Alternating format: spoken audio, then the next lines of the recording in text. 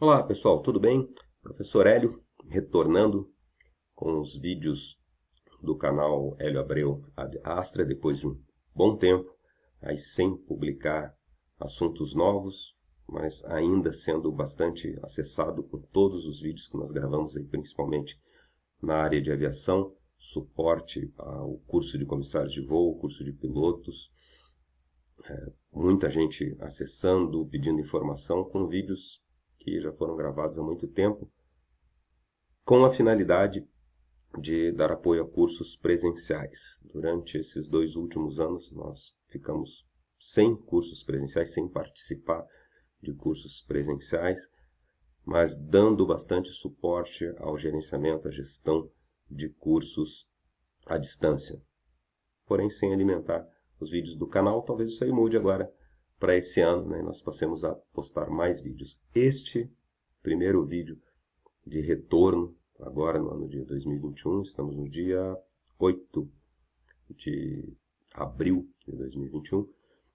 Este vídeo aqui não trata especificamente de assuntos de aviação, vai falar sobre cálculo, sobre matemática, que no fundo acaba sendo empregada em praticamente todas as áreas do conhecimento humano. Então, se você for estudar mais a fundo a aerodinâmica, né, a aviação em si, motores aeronáuticos, navegação aérea, você vai acabar, de uma forma ou de outra, utilizando a matemática. Mas aqui esse vídeo especificamente procura dar uma visão geral a respeito de cálculo, da matéria cálculo, que às vezes aterroriza aí alunos do ensino superior, uma vez que esta matéria é dada de uma forma bem superficial no ensino médio. Ela é muito explorada nas ciências exatas, mas alguns outros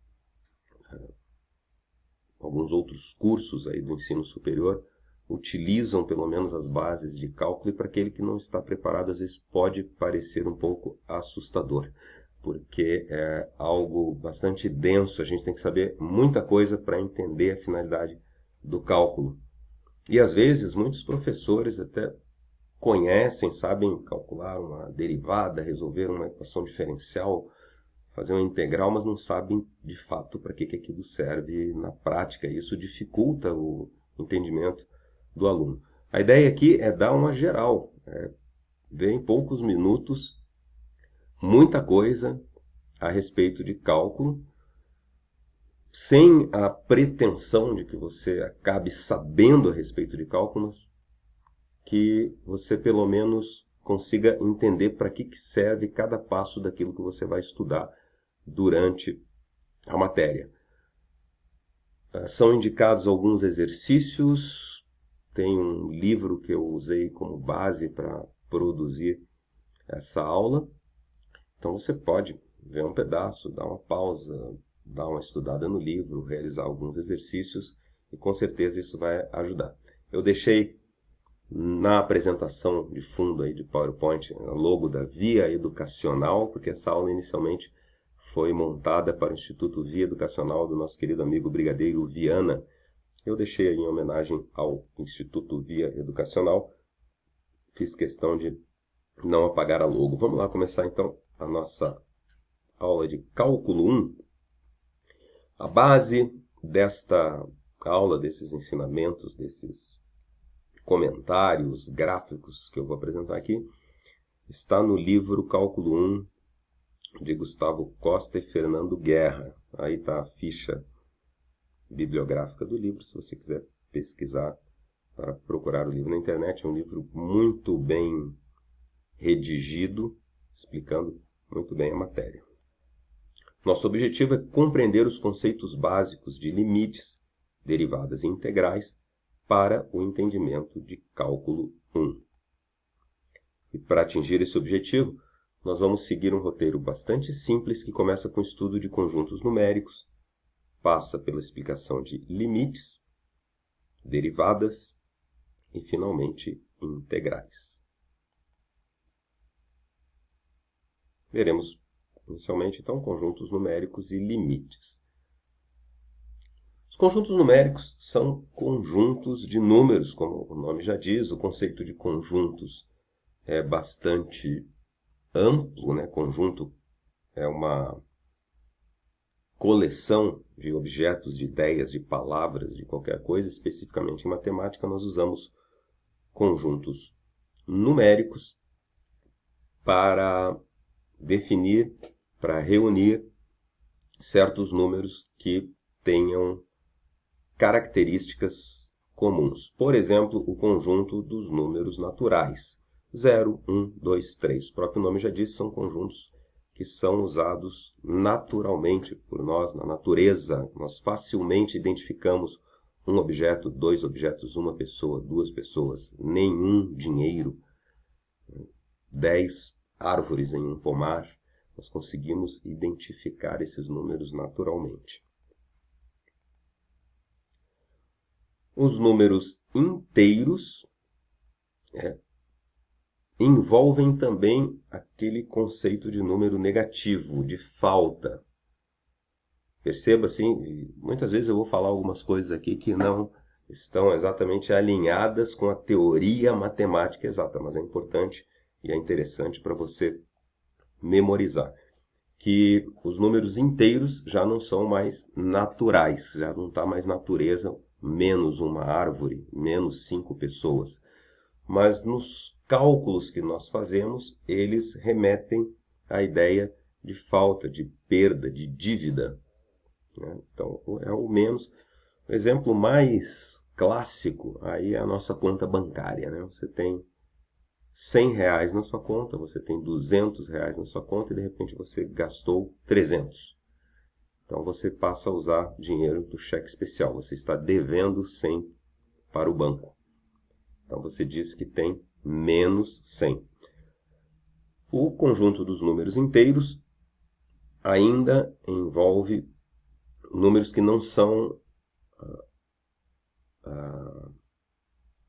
divididos, vamos dizer assim, em pedaços de uma unidade. Você tem uma unidade, duas unidades, ou a dívida de uma unidade, de duas unidades. Nós vamos ver aí que existem conjuntos mais detalhados que isso. Os números racionais.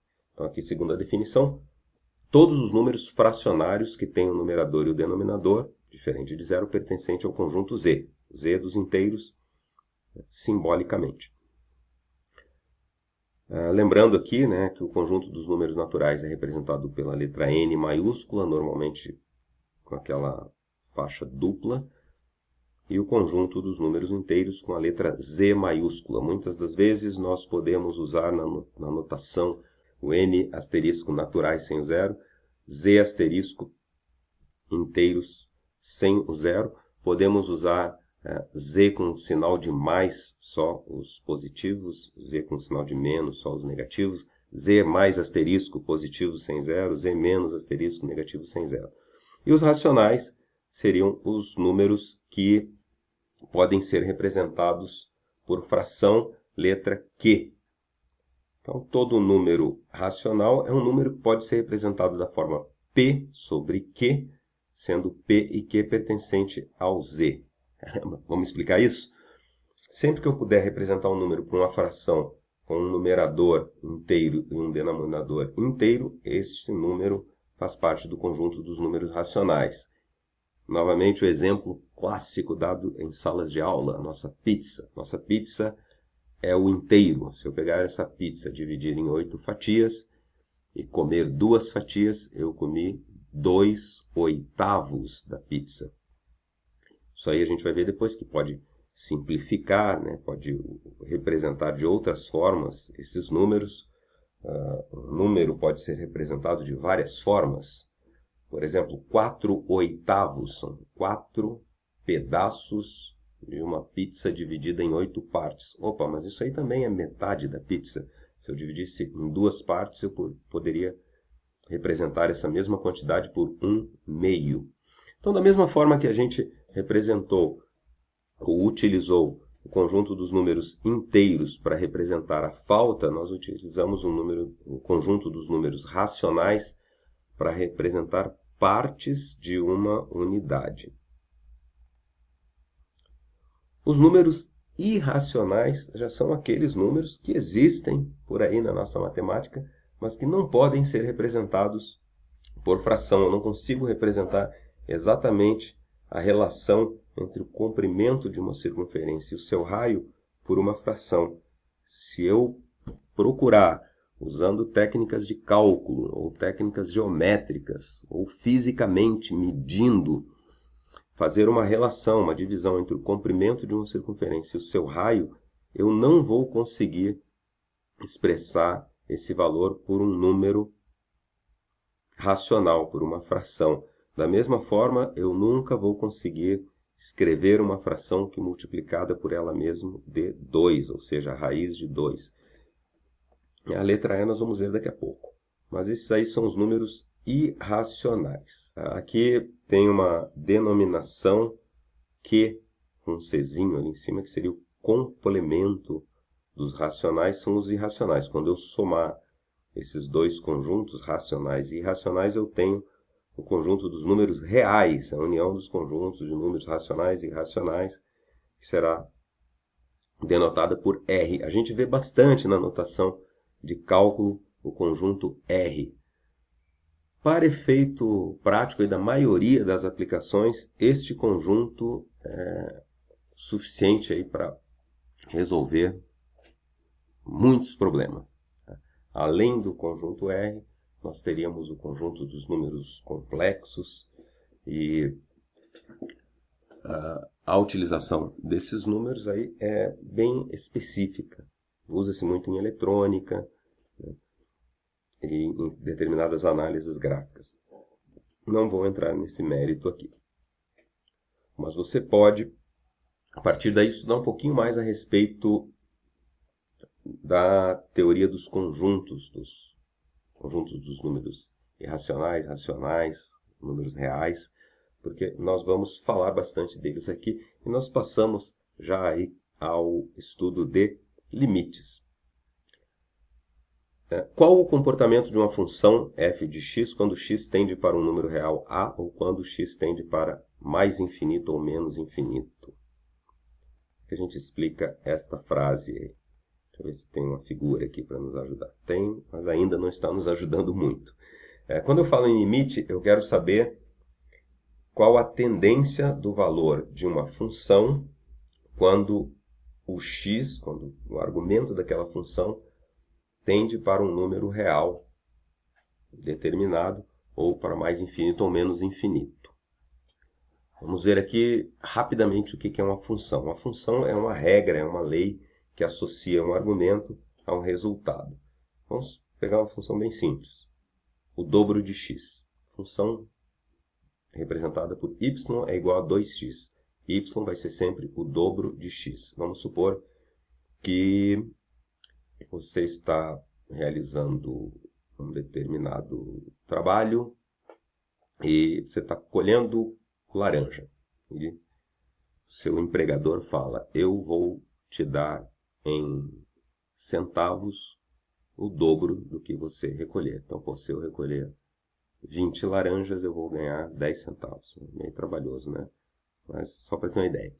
Então, como é que eu vou saber quanto que eu vou receber pelo meu trabalho? Eu vou usar a função f de x, y igual a 2x. Então, se eu recolher 1000 laranjas, eu vou receber o dobro de x. 2x, 2000 laranjas. Será que foi isso que eu falei ali na primeira? 20 laranjas, 10 centavos? Não, 20 laranjas. Então, a função f igual a 2x, uma função bem simples, representaria o dobro do argumento. Vou dar um exemplo aqui, só para você ter uma ideia. Vamos supor que você está fazendo um trabalho, vai colher laranjas.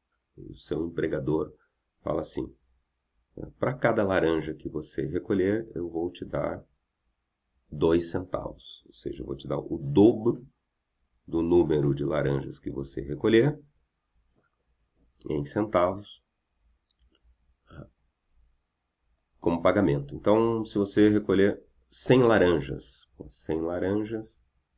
o dobro de 100 é 200. Então são 200 centavos, R$2. Esse trabalho é meio puxado, né?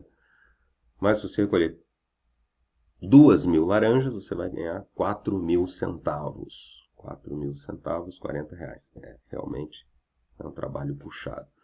Mas só para você ter uma ideia, para cada número de laranjas que você recolhe, você tem associado um número de centavos em remuneração, que é o dobro de X. E pode ser para várias coisas isso.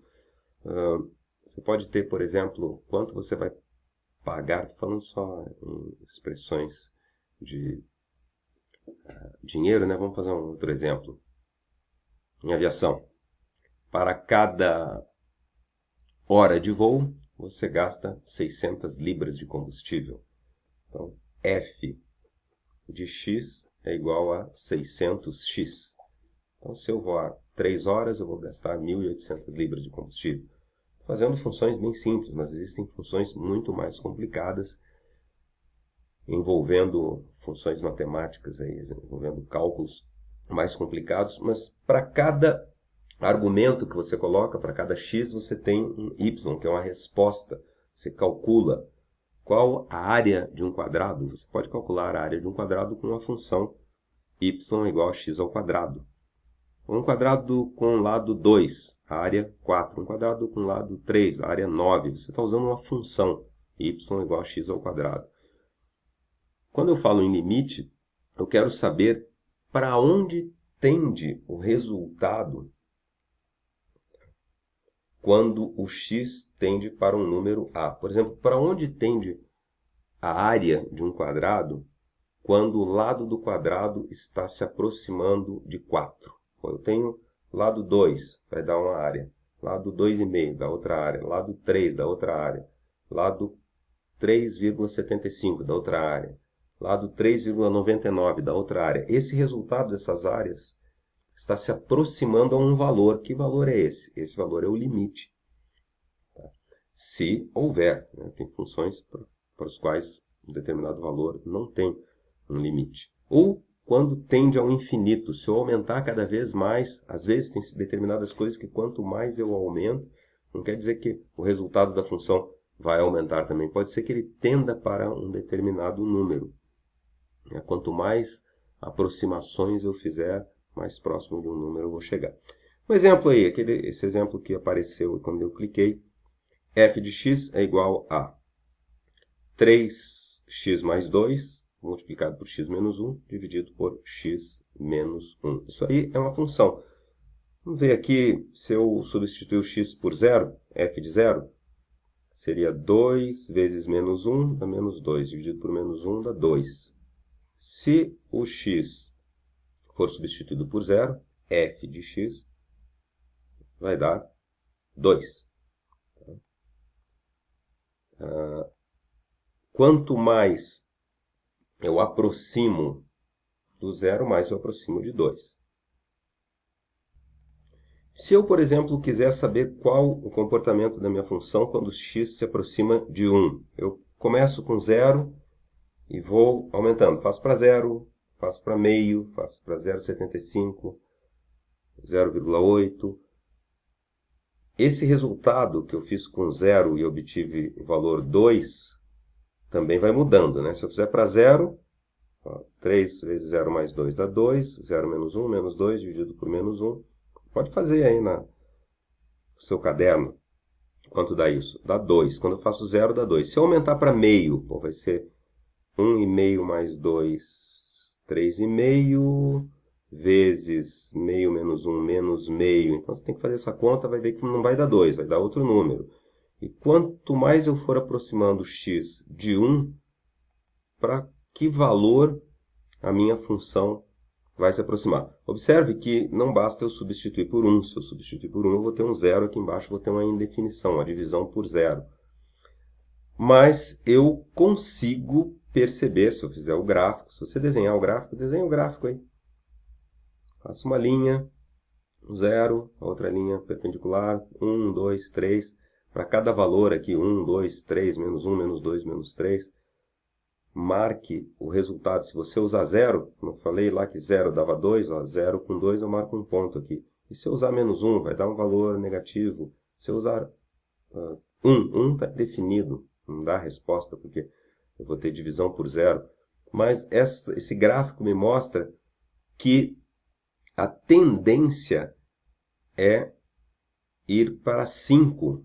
Se eu substituir 1 aqui direto, eu não vou conseguir fazer essa conta, porque vai ter uma divisão por zero.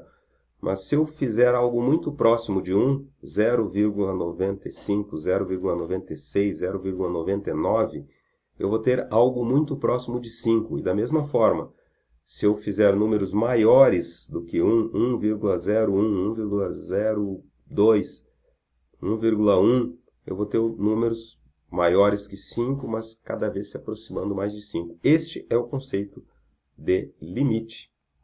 É a tendência. Então, o limite desta função, quando x tende para 1, é 5. Tá? Aqui eu poderia obter esse limite, aqui a nossa fórmula aqui está mostrando, simplificando aqui o x menos 1 com o x menos 1 no numerador e no denominador. A função ficaria reduzida a 3x mais 2, igual a 5. Pô, por que eu já não fiz isso do começo? Porque a função é esta aqui, é x menos 1 embaixo. Eu não sei o que essa função está representando, mas eu não posso simplesmente eliminar esse fator aqui de baixo se ele tem uma representação, tem um significado. Pode ser que para essa função realmente não exista um resultado para quando eu colocar o x igual a 1. Então, vamos lembrar aqui que as funções elas existem para representar resultados práticos, né? Coisas na prática. Vamos ver uma outra função aqui. F de x é igual a 1 mais 1 sobre x. Então, qual é f de 1? 1 mais 1 sobre 1, 2. Então, vamos fazendo. Se nós formos traçar todos os pontos que nós pudermos traçar para essa função, eu vou observar que quanto maior o x, menor essa parcela da soma. F de x é 1 mais uma parcela. Se eu colocar 1 milhão aqui, essa parcela vai ser 1 sobre 1 milhão, muito pequena. Então, quanto maior o x, mais próximo de 1 vai ser o f de x. Vamos lá. Vamos imaginar x igual a meio. X igual a meio. Resultado, 1 mais 1 dividido por meio. 1 dividido por meio dá 2, né? Então, 1 mais 2, 3. Então, se for meio, vai dar 3. Mas se eu aumentar de meio para o x para 20, vai ser 1 mais 1 vigésimo. Então, vai dar 1 e 1 pouquinho. Se eu aumentar para 1 milhão, vai ser 1,0000 alguma coisa. Quando eu aumento muito esse x, este valor aqui vai se tornando insignificante, perto do 1. Então, eu percebo aqui que, à medida que eu vou aumentando o valor de x para o infinito, y, que é o resultado da função, vai se aproximando de 1. Se eu colocar x igual a 10 bilhões, eu vou ter f de x é igual a 1 mais 1 dividido por 10 bilhões. 1 dividido por 10 bilhões é um número muito pequeno. Então, esse resultado vai dar quase 1. Do outro lado, se eu usar valores de x negativos, só se eu usar, por exemplo, menos 1, 1 mais 1 dividido por menos 1, dá menos 1, o resultado dá 0, está aqui no 0. Se eu usar números absolutamente menores que 1, mas negativos, eu vou ter valores próximos do infinito. E se eu usar x muito grande, absolutamente falando, mas negativos, eu vou obter algo próximo do 1 novamente. Porque 1 dividido por menos 1 bilhão também vai dar um número negativo muito pequeno. Então, a gente pode concluir que o limite de f de x, quando x tende para zero, pela direita, quando x tende para zero, vindo de números negativos, vai ser mais infinito. Então, à medida que eu vou aproximando o valor de x de zero, venho aqui números muito grandes positivos, eu vou diminuindo, o resultado dá cada vez maior, tende a mais infinito.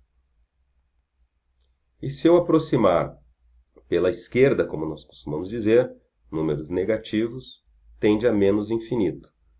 Só, se eu aproximar,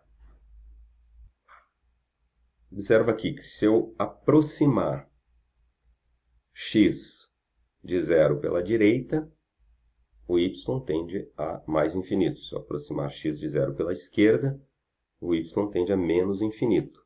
Observe que se eu levar x para valores muito grandes, tanto positivos quanto negativos, o y tende a ser 1. Quanto maior o x, mais próximo de 1. Então, o limite, eu posso dizer também que o limite dessa função f de x igual a 1 mais 1 sobre x, quando x tende a mais infinito, será 1. Quando x tende a menos infinito, também será 1. Um exercício aqui para a gente aplicar esse conhecimento. Função é f de x igual a x mais 3 sobre x menos 2 com x menos 2 diferente de zero.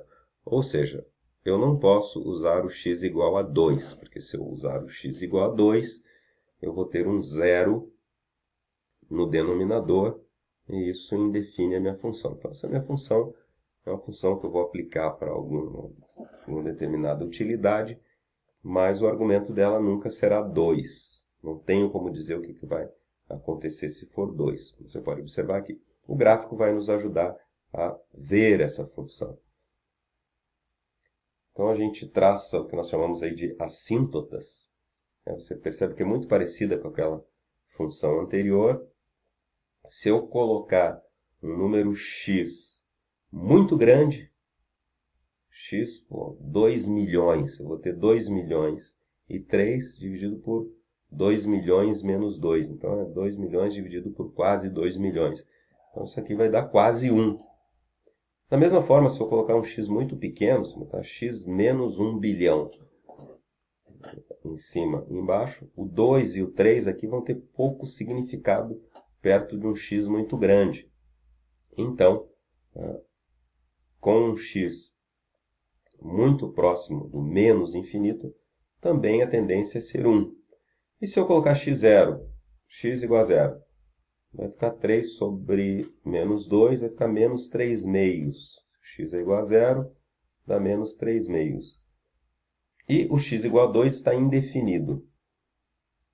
Então, para x igual a 2, eu não tenho resultado, mas eu percebo que quanto mais próximo de 2 eu utilizar o x, menor o denominador. Menor o denominador, maior o resultado final, normalmente. Aqui em cima está tudo positivo. Tá? Maior o resultado final. Se o x vier pela direita, eu tenho números maiores que 2 se aproximando de 2, eu vou ter resultados positivos cada vez maiores. Se eu utilizar x da esquerda, utilizar x menos 1, menos meio, 0, 1, aproximando de 2, eu vou ter resultados em valor absoluto cada vez maiores, porém negativos. Dá para observar isso por esse gráfico. Mas eu aconselho você testar números aqui, usando a calculadora mesmo. Faz x igual a 500, depois x igual a 1000, x igual a 3000, x igual a 2000, x menos 500, menos 1000, menos 2000, menos 3000. E tente plotar no gráfico para ver para onde essa função vai. Então, nós temos aqui uma primeira conclusão, que quando o x tende a 2 pela direita, se eu aplicar a x valores que se aproximam cada vez mais de 2 pela direita, por números maiores que 2, que vão diminuindo para chegar em 2, o limite dessa função é mais infinito. E pela esquerda é menos infinito. Se eu quiser me aproximar de 2 com números menores que 2, aumentando até chegar a 2, o valor, o resultado, vai ser números cada vez menores, tendendo a menos infinito. Outro problema aqui, mesma função, aqui o que eu pedi para você fazer como exercício. Passar uma tabela, pegar a calculadora e vai calculando esses valores. Se você for calcular esses valores, usar o x igual a 3, vai obter 6, x igual a 4, 3,5, e assim por diante. Você vai aumentando o valor de x, vai obtendo números cada vez mais próximos de 1. Se você for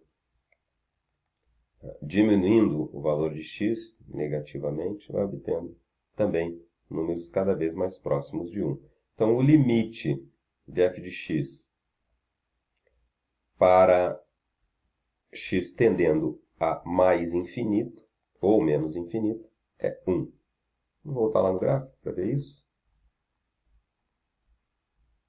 Quando x aumenta indefinidamente, essa linha aqui, que é o resultado, que é o y, vai cada vez mais se aproximando do valor 1. Da mesma forma, quando o x diminui, tendendo a menos infinito, essa linha vai se aproximando de 1 também. Então, por isso que eu digo que o limite de f de x, tanto quando o x tende para mais infinito quanto tende para menos infinito, vai ser 1. Exercícios propostos para você aí. Calcular o limite dessa função x ao quadrado mais 3x menos 7 sobre 2x ao quadrado mais 1 quando x tende a mais infinito. O que vai acontecer? Para que valor vai tender essa função quando o x aumentar muito, aumentar indefinidamente? Existem técnicas para resolver esse tipo de problema aqui de uma forma mais fácil, mas você pode tentar resolver pelo gráfico, tentar resolver com tabelas, tentar resolver intuitivamente, imaginando, se o x tender a mais infinito, né? Isso aqui vai tender aqui a um número muito grande, né? Aqui também a um número muito grande, x 1 milhão, aqui vai ficar 1 milhão ao quadrado, mais 3 vezes 1 milhão menos 7, aqui vai ficar 2 vezes 1 milhão ao quadrado. Se esse x for 1 bilhão, você começa a perceber que esses numerozinhos aqui têm pouco significado em relação ao x ao quadrado. São raciocínios que você tem que desenvolver para verificar qual o resultado desses limites. Estou passando aqui, mas você pode dar uma pausa, tentar resolver cada um deles e talvez comentar aí a respeito da resolução. De repente a gente pode resolver isso aí em outro vídeo. Alguns limites são chamados de limites fundamentais, são difíceis de nós calcularmos dessa forma aí, né? Como diria ali, calcular na mão na linguagem de piloto, né? Sem usar o piloto automático. Esses limites já foram calculados e vão nos ajudar a resolver outros limites aí para frente. Primeiro limite fundamental. Limite de seno de x sobre x quando x tende a zero. Se eu pego um determinado número, é interessante, se você não visualizou ainda esse seno de x, que você reveja aí o conceito de seno. O que significa seno no círculo trigonométrico? Como é que eu uso seno como número em radianos, ao invés de usar graus de um ângulo, né? Eu posso calcular o seno de um número real. Posso? Posso. Se eu interpretar esse número real como o arco de uma circunferência, em radianos, um arco de uma circunferência com raio 1, eu posso calcular o seno. Se você ainda não está familiarizado, caramba, o que esse cara está falando? É interessante dar uma revisada em seno. Mas se eu pegar um número x, calcular o seno de x e dividir pelo próprio número, e for aproximando o valor de x para zero, se você imaginar lá o círculo trigonométrico, o x como arco, o 1 como raio da circunferência, se eu dividir o arco pelo raio e for diminuindo o valor de x, onde eu vou chegar com isso? Esse número vai diminuindo, aqui tem o valor de x, que é o arco. Se eu pegar o círculo trigonométrico, o seno do x será esse valor na vertical, aqui que vai da linha horizontal até o limite do arco. E o x será o próprio arco. Observe que quanto mais eu aumento o arco, mais aumenta a distância entre x e seno de x. Quando eu diminuo esse arco, eles vão se aproximando, vão ficando próximos. Seno de x fica muito parecido com x. Então a gente já intui que seja 1. Vou dividir um número por ele mesmo. Quanto mais próximo de zero, mais próximo o seno de x se torna de x. Dá para provar isso? Sim, dá para provar matematicamente isso. Mas isso aqui aparece tanto em matemática que a gente prova uma vez e depois já usa esse limite como limite fundamental. Seno de x sobre x igual a 1.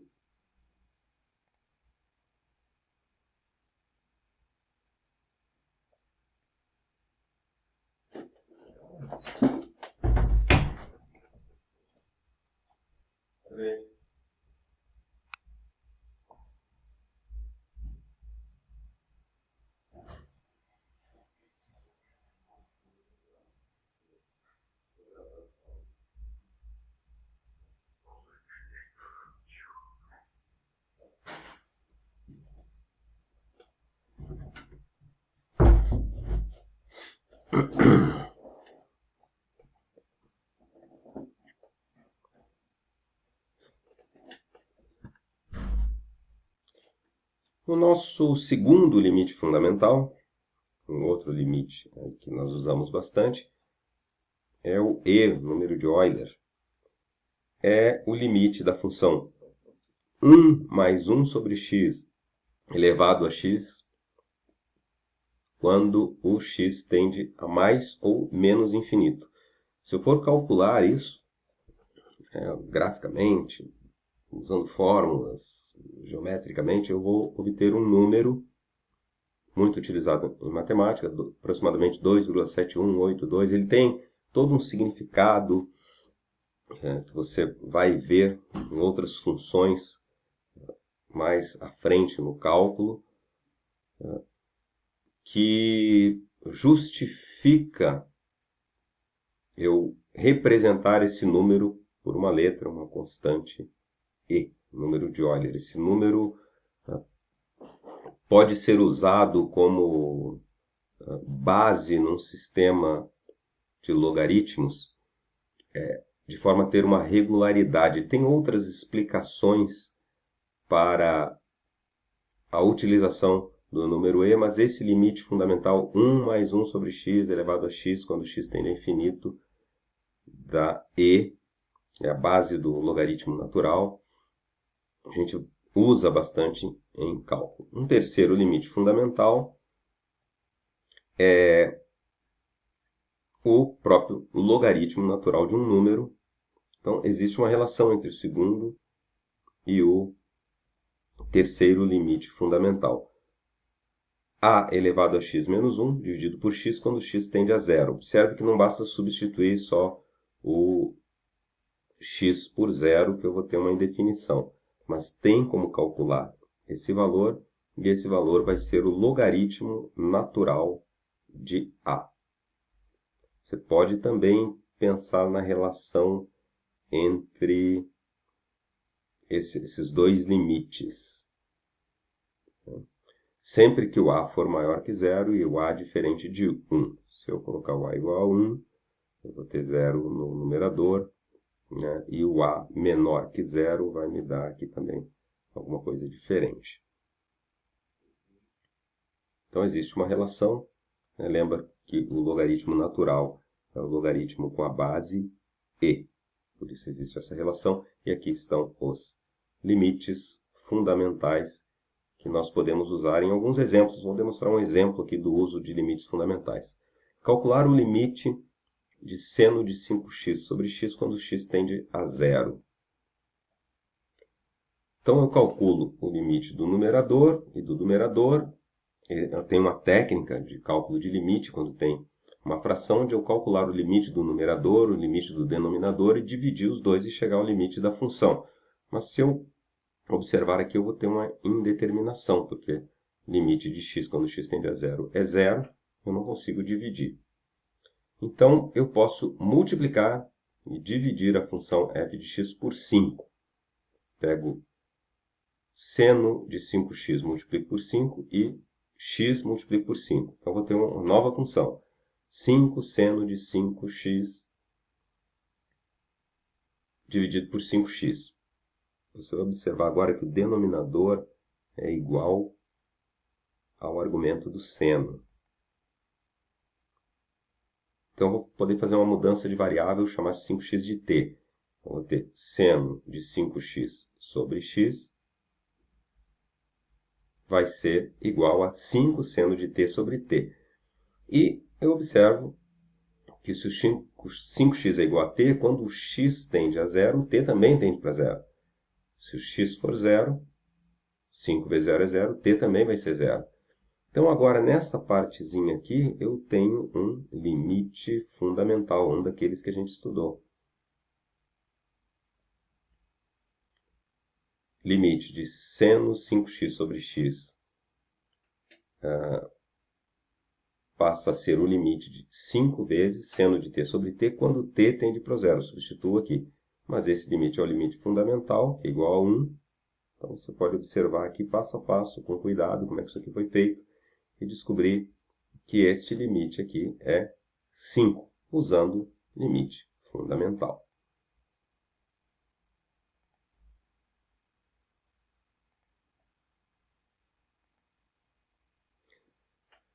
Um outro exercício aqui, tente fazer usando o mesmo raciocínio. Aqui você vai ver que tem um outro do limite fundamental, um daqueles três que nós estudamos, que pode ser aplicado aqui. Tá? Depois que você tentar fazer, você pode observar a resolução aqui, usando substituição. Estou passando rápido aqui, mas você pode dar uma pausa e verificar a resolução. Essa resolução aí é a resolução dada pelo livro que nós estamos usando como base. Mas eu sugiro uma outra substituição, que eu vou deixar aí escrito, que eu acho que simplifica as coisas. Aí você tenta resolver aí no caderno com essa substituição que eu estou sugerindo.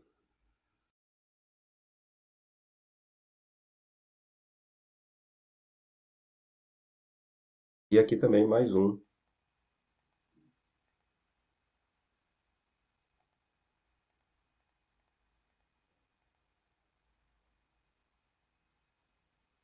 E, finalmente, uma série, uma lista de exercícios propostos que vão utilizar os limites fundamentais. Aqui as respostas para você conferir e depois nós podemos comentar. Com isso, nós encerramos essa primeira parte, falando de limites, dos limites fundamentais, e nós prosseguimos depois com a continuidade de cálculo 1. Abraço, bons estudos. Qualquer dúvida, é só comentar. Até mais.